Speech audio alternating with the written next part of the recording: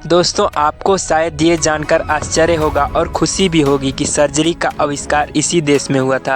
यानी plastic surgery का आविष्कार हमारे भारत में ही हुआ। सारी दुनिया ने सर्जरी भारत से सीखी। ब्रिटेन, फ्रांस, जर्मनी ने यहीं से सर्जरी सीखी। अमेरिका में तो बहुत बाद में आई सर्जरी, और ब्रिटेन ने भारत से 400 साल पहले सर्जरी सीखी थी।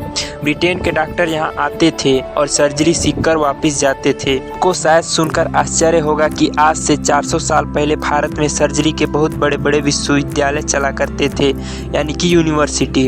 हिमाचल प्रदेश में एक जगह है कांगड़ा, यहाँ सर्जरी का सबसे बड़ा कॉलेज था।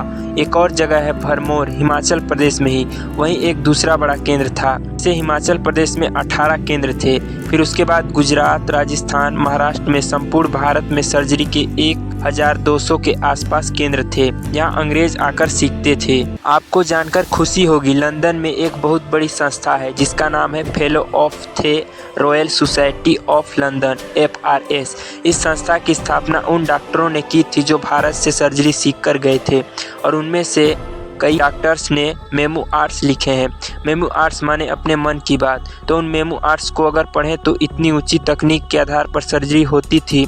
आपको सुनकर आश्चर्य होगा कि 400 साल पहले इस देश में रिहिनोप्लास्टिक होती थी। रिहिनोप्लास्टिक मतलब शरीर के किसी अंग से कुछ भी काटकर नाक के आसपास के किसी भी हिस्से में उसको जोड़ देना, और पता भी नहीं चलता। एक कर्नल कूट अंग्रेज की डायरी में लिखा हुआ कि उसका 1799 में कर्नाटक में हैदर अली के साथ युद्ध हुआ। हैदर अली ने उसको युद्ध में पराजित कर दिया। हारने के बाद हैदर अली ने उसकी नाक काट दी। हमारे देश में नाक काटना सबसे बड़ा अपमान है, तो हैदर अली ने उसको मारा नहीं, चाहे तो उसकी गर्दन काट सकता था। हराने के बाद उसकी नाक काट दी और कहा कि तुम अब जाओ कटी हुई नाक लेकर। कर्नल कूट कटी हुई नाक लेकर घोड़े पर भागा, तो हैदर अली की सीमा के बाहर उसको किसी ने देखा कि उसकी नाक से खून निकल रहा है। नाक कटी हुई है, हाथ में थी।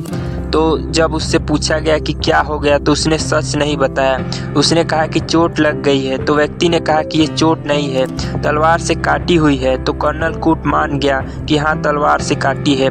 उस व्यक्ति ने कर्नल कूट से कहा कि तुम अगर चाहो तो हम तुम्हारी नाक जोड़ सकते हैं। तो कर्नल कूट ने कहा कि ये तो पूरे इंग्लैंड में कोई नहीं कर सकता, तुम कैसे कर दोगे?